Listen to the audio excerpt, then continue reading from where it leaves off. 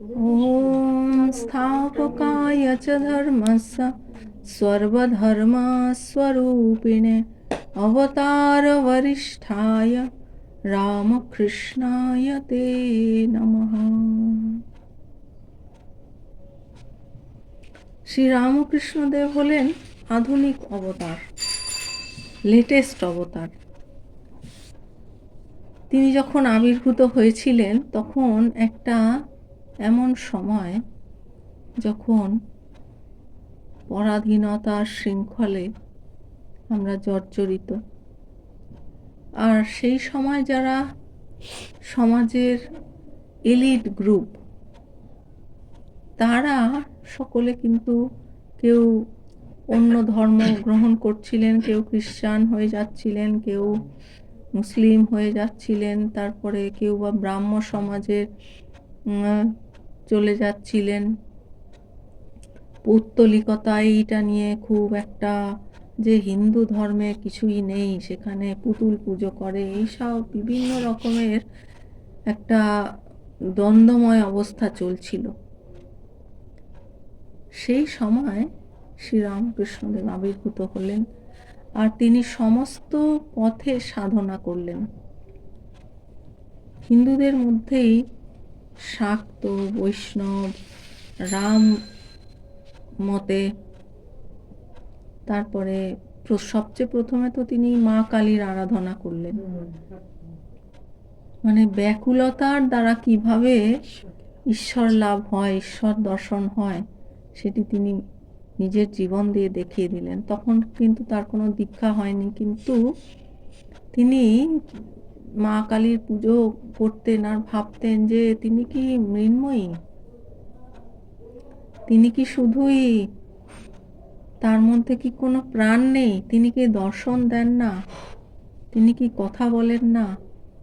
তারপরে তিনি দেখিয়ে দিলেন যে ব্যাকুলতার দ্বারা, যে তার মনের একটা এমন অবস্থা, এমন তীব্র ব্যাকুলতা এলো যে তিনি পণ করলেন যে তুই যদি দেখা না দিস তাহলে মা কালীর সেই খড়গ নিয়ে নিজেকে তিনি গলাটা কাটতে যাবেন।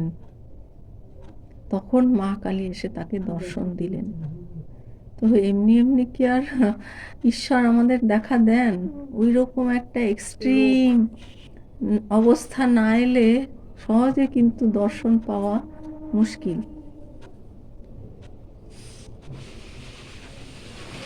এরকম আরো উদাহরণ আছে, রাবণের জীবনেও আছে। রাবণ তো খুব শিব ভক্ত ছিলেন, তিনি শিবের খুব আরাধনা করছেন, করতে করতে শিবের দর্শন লাভ করবেন। তো তার তো 10টি মাথা ছিল, 10টি মাথা কিন্তু এক একটি বিকারের প্রতীক। তো এক একটি মাথা কেটে কেটে তিনি শিবকে আহুতি দিতে লাগলেন। এরকম করে করে 9টি মাথা তিনি দিয়ে ফেলেছেন। এবার 10 নম্বর মাথা কাটতে যাবেন, 10 নম্বর মাথা কাটলে তো তার মৃত্যু হবে। 10 নম্বর মাথা কাটতে যাবেন, সেই সময় শিব আবির্ভূত হলেন, তাকে দর্শন দিলেন। তার মানে একটা এক্সট্রিম অবস্থা না এলে কিন্তু ঈশ্বর দর্শন হওয়া যায় না, খুব মুশকিলের ব্যাপার। এরকম আমরা শ্রী রামচন্দ্রের জীবনেও দেখি। তিনি লঙ্কা বিজয় এবং সীতা উদ্ধারের জন্য আরাধনা শুরু করলেন, শিবের আরাধনা।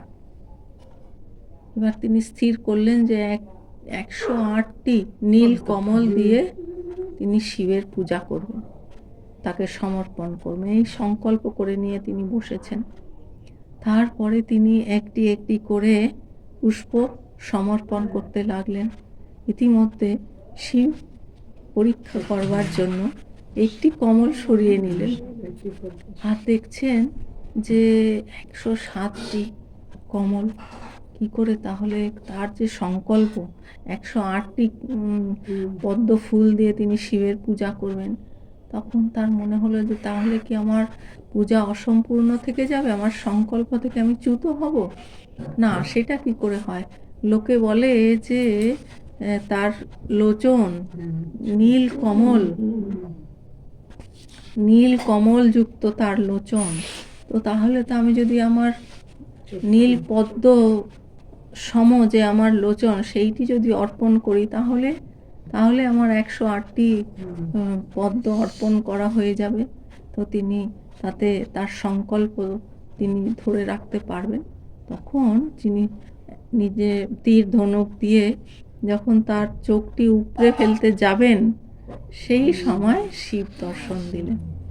তো এই হচ্ছে একটা একটা এক্সট্রিম সিচুয়েশান। আর এক্সট্রিম সিচুয়েশান ঠাকুরের ক্ষেত্রে হচ্ছে তীব্র ব্যাকুলতা, যে মায়ের দর্শন লাভ করবার জন্য তার এত ব্যাকুলতা যে তিনি ওই সিঁড়িতে মুখ ঘষে ঘষে কাঁদতেন যে মা আর একটা দিন চলে গেল, তুই দেখা দিলি না, তুই দেখা দিলি না, এইরকম করে তিনি কাঁদতেন। তারপরে যখন তিনি ওইটা যে আজকে যদি আমাকে তুই দেখা না দিস, আমি তাহলে আমার জীবনই রাখবো না বলে কেটে দিতে যাবেন গলা মায়ের খড়গ দিয়ে, তখন মা তাকে দর্শন দিলেন।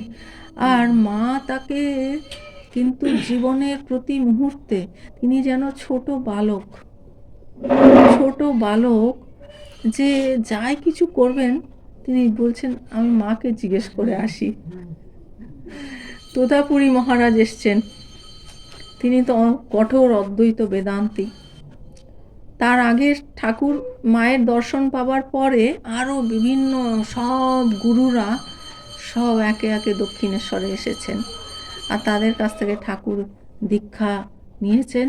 আর সেই অনুযায়ী তিনি সাধনা করে অল্প কয়েকদিনের মধ্যেই সিদ্ধি লাভ করেছেন। প্রত্যেকটি পথে ঠাকুরের বেশি সময় লাগেনি, 8-10 দিন, 4-5 দিন এর মধ্যেই তার সমস্ত মতে সিদ্ধি লাভ হয়ে গেছে। বৈষ্ণব মতে, শাক্ত মতে, তারপরে রামের মতে, তারপরে আরও যত মত আছে সব পথে সিদ্ধি লাভ করতে কিন্তু তার বেশি সময় লাগেনি, খুব অল্প সময়ের মধ্যেই সিদ্ধি লাভ হয়ে গেছে। তারপরে তিনি অদ্বৈত বেদান্ত মতে দীক্ষা নেবেন কিনা, তোতাপুরী মহারাজ এসেছেন। তখন তিনি বলছেন যে আমি মাকে জিজ্ঞেস করে আসি। আর তোতাপুরী মহারাজ তো কঠোর অদ্বৈতবাদী, তিনি ওসব মা ফা ওসব মানেন না। তারপরে তিনি তো অবাক হলেন। তারপর মাকে এসে জিজ্ঞেস করলেন যে এরকম এসেছেন, তো আমি কি তার কাছ থেকে দীক্ষা লব? তখন মা বলছেন যে তোর জন্যই তো উনি এসেছেন। তারপর মা তো তাকে বলে দিলেন যে হ্যাঁ দীক্ষা নিতে হবে। এইবারে গিয়ে উনি বললেন যে হ্যাঁ মা বলেছেন। এইবারে দীক্ষা নিয়ে তিনি সেই ধ্যান করতে যাচ্ছেন, নির্বিকল্প যে ধ্যান সমাধি, সেইটিতে তিনি উপনীত হতে পারছেন না।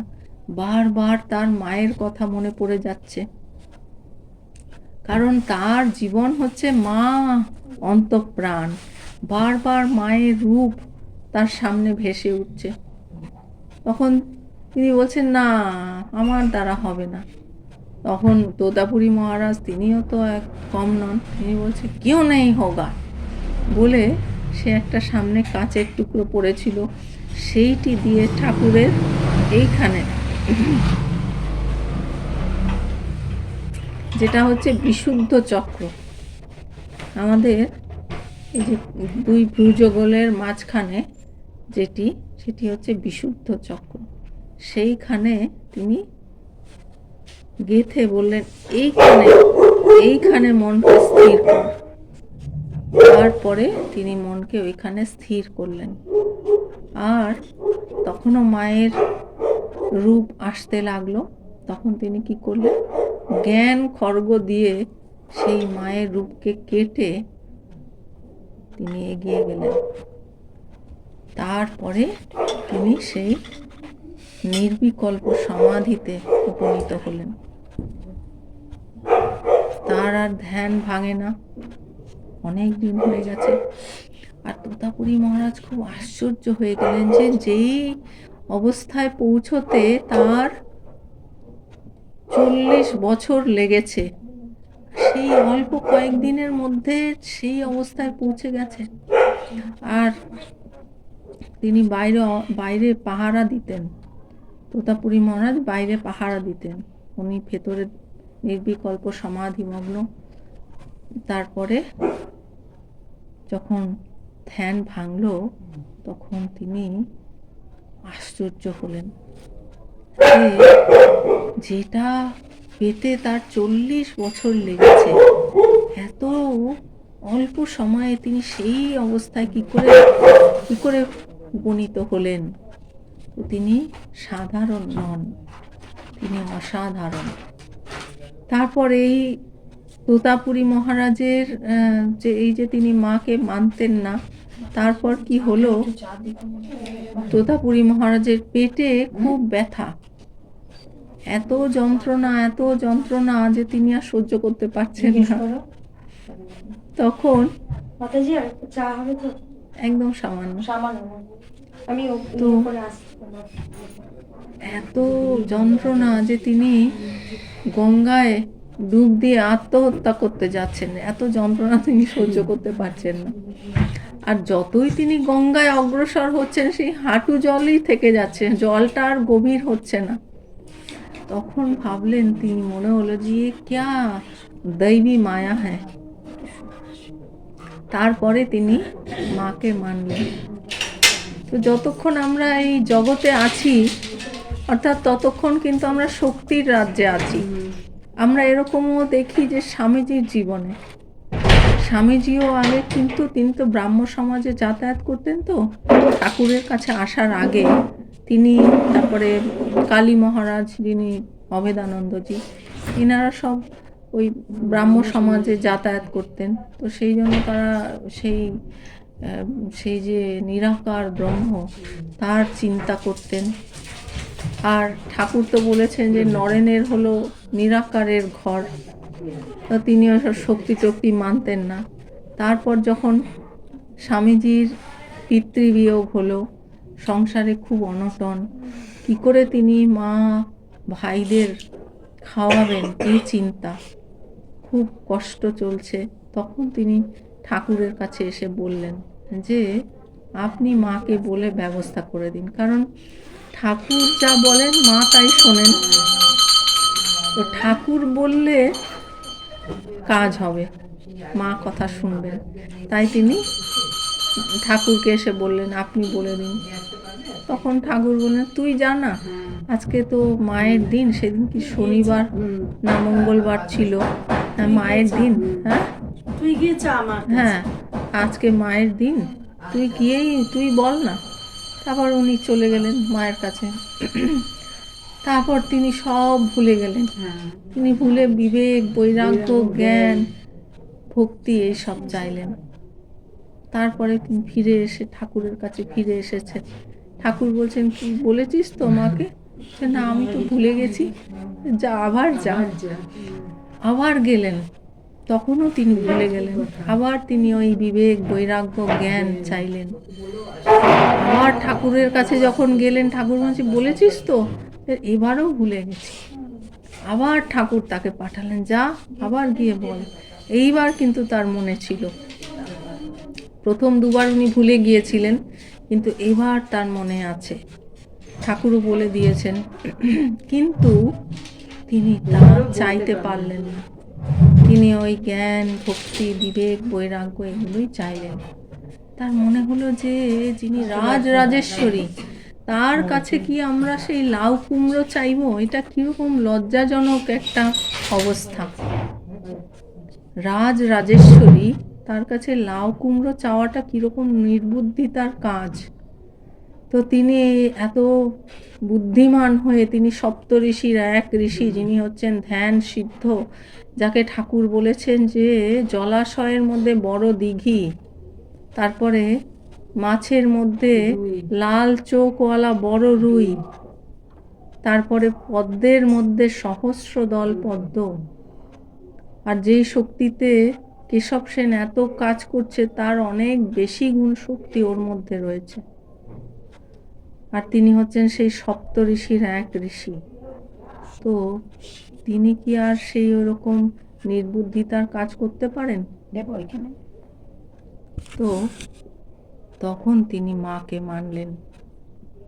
তো আমরাও কিন্তু যতক্ষণ এই এলাকায় রয়েছি না, শক্তির এলাকায় রয়েছি, ততক্ষণ কিন্তু আমাদের মাকে মানতে হবে আর মায়ের কৃপা চাই। কারণ তিনি তো আমাদের বন্ধনেও ফেলতে পারেন, আবার মুক্তিও দিতে পারেন। তিনি যদি দ্বার খুলে না দেন, আমরা কিন্তু মুক্ত হতে পারি না। তাই মায়ের কৃপা চাই। সেই জন্য কিন্তু আমাদের মায়ের আরাধনা, তার কাছে প্রার্থনা করতে হয়। আর তাকে বলা হয় ভোগ এবং মোক্ষদাত্রী। তিনি একাধারে ভোগ দিতে পারেন, যে যা চায় তা দিতে পারেন, আবার মুক্তিও দিতে পারেন। যে এরকম আমরা শ্রী শ্রী চণ্ডীতে পাই যে দুজন ভক্ত, একজন হচ্ছে বৈশ্য, আরেকজন হচ্ছে রাজা সুরত।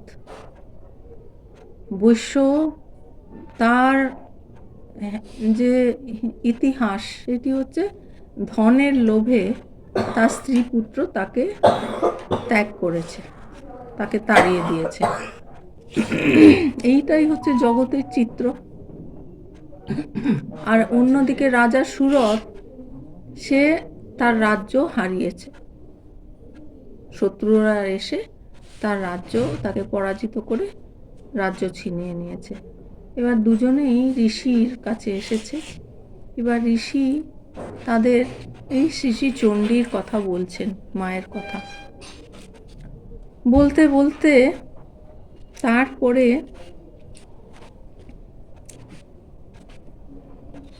কি করে মায়ের দর্শন লাভ করা যায়, তার কৃপা লাভ করা যায়, এগুলো সব ঋষি বললেন। তারপরে মা এসে আবির্ভূতা হলেন। মা যখন আবির্ভূতা হলেন, বললেন তোমরা কি চাও? এবার রাজা সুরত, সে শশাগরা পৃথিবীর অধিপতি হতে চাইল। মা তাকে তথাস্তু বললেন, তিনি শশাগরা পৃথিবীর অধিপতি হলেন। আর যিনি বৈশ্য, তিনি বৈরাগ্য প্রাপ্ত হয়েছিলেন, যে তিনি দেখলেন, তিনি এই জগৎ সংসারের চিত্রটা দেখে নিয়েছেন, বুঝে নিয়েছেন, যে তার সবচেয়ে আপন যাদের তিনি মনে করেছিলেন, স্ত্রী পুত্র, এরাই তো সংসারে সবচেয়ে আপন বলে মনে হয়, তাদের কাছ থেকেই যখন তিনি এত বড় আঘাত পেয়েছেন, তারাই যখন এনাকে তাড়িয়ে দিয়েছেন ধনের লোভে। চিন্তা করুন, যে তাদের প্রতিপালন করেছে, বড় করেছে, সব কিছু দেখাশোনা করেছে, ধনের লোভে তাকেই যখন তাড়িয়ে দিয়েছে, তাহলে আর এই জগৎ সংসারে আর চাইবার কি আছে? তো তিনি আর তখন এই জাগতিক কোনো বস্তু চাননি। তিনি তখন মায়ের কাছে বললেন যে আমাকে এমন করে দিন যাতে আমি মুক্তি লাভ করি। তো মা তাকে তাই দিলেন। তিনি জ্ঞান লাভ করলেন, তাকে এমন বুদ্ধি দিলেন যে তিনি জ্ঞান লাভ করলেন এবং মুক্ত হয়ে গেলেন। তো সেই মা হচ্ছেন আমাদের ভোগ এবং মোক্ষ দুটোই দিতে পারেন। তো কোনটা আমরা চাইব, সেটা আমাদের কাছে অপশান, সেইটা আমাদের বুদ্ধিটা কাজে লাগাতে হবে। আর ছোটোখাটো ইচ্ছা যদি হয়, আমরা মার কাছে চাইতে পারি, অসুবিধা নেই, কিন্তু আমাদের আসল উদ্দেশ্যটা কিন্তু ভুললে চলবে না। তো মায়ের কৃপা, ঠাকুরের কৃপা আমাদের সকলের উপর বর্ষিত হোক। আর আরেকটি জিনিস, শ্রী শ্রী মা সারদা দেবী ঠাকুরকে একবার বলছেন যে আমাকে তোমার কেমন মনে হয়? তখন ঠাকুর বলছেন যে যেই মা মন্দিরে উপবিষ্টা, আর যেই মা নহবতে আছেন, অর্থাৎ ঠাকুরের গর্ভধারিণী মাতা, তিনি আমার সম্মুখে বসে আছেন। তো তিনি হচ্ছেন সেই জগন মাতা রূপে মাকে দেখেছেন। আর ঠাকুর বলেছে আমার মাতৃভাব, সকলের প্রতি তার মাতৃভাব, আর মাতৃভাবটা খুব শুদ্ধ ভাব। আর ঠাকুর কিন্তু দেখুন এত বড় জ্ঞানী, যে তোতাপুরী মহারাজের কাছ থেকে অদ্বৈত বেদান্ত মতে দীক্ষা নিয়ে তিনি অল্প কয়েকদিনের মধ্যেই নির্বিকল্প সমাধিতে পৌঁছে গেলেন, অথচ তিনি কিন্তু কখনোই তার তিনি ওই গুরু, তারপরে রাজা, এইসব জিনিসগুলো এইসব শব্দ তিনি পছন্দ করতেন না। তিনি বলতেন যে আমি মায়ের সন্তান। কত নিরহংকার, নম্র ভাব। আর আরেকটা জিনিস হচ্ছে সত্য। ঠাকুর সত্যে এত প্রতিষ্ঠিত ছিলেন যে তিনি যদি মুখ দিয়ে একবার বলে ফেলতেন যে আমি বাহ্যে যাব, এবার বাহ্যে না পেলেও তিনি কিন্তু গাড়ুটা নিয়ে একবার ঝাউতলার দিকে যেতেন, পাছে তার সত্যর অপলাপ হয়। তো এত ছিল তার সত্যনিষ্ঠা। তো সেই সত্য, আর তিনি বলেছেন যে সত্য কথাই কলির তপস্যা। সত্যকে যদি আমরা ধরে থাকি, অন্যান্য যে সমস্ত তপস্যাগুলো সেটাও কিন্তু অটোমেটিক হয়ে যাবে। আর শ্রী মাই এই সত্যের ওপর বলেছেন যে সত্যকে ধরে আছে সে ঠাকুরের কোলে শুয়ে আছে। আর এই সত্য নিয়েই স্বামীজি বলেছেন যে সত্যের জন্য সব কিছুকে ত্যাগ করা যায়, কিন্তু কোনো কিছুর জন্য সত্যকে ত্যাগ করা যায় না। কারণ সত্যই হচ্ছেন ঈশ্বর, সত্যই হচ্ছেন সেই ব্রহ্ম। সত্যকে ত্যাগ করলে আমরা ঈশ্বরকেই ছেড়ে দিয়েছি, ব্রহ্মকেই ত্যাগ করেছি, তার থেকে দূরে সরে গেছি। সুতরাং যিনি আমাদের জীবনের সব, তাকে লাভ করতে কিন্তু আমাদের সেই ঠাকুরের পথ ধরে থাকতে হবে। ঠাকুরের কৃপা আমাদের সকলের ওপর বর্ষিত হোক। ওম শান্তি শান্তি শান্তি। হরি ওম তৎসৎ। শ্রী রামকৃষ্ণার্পণমস্তু।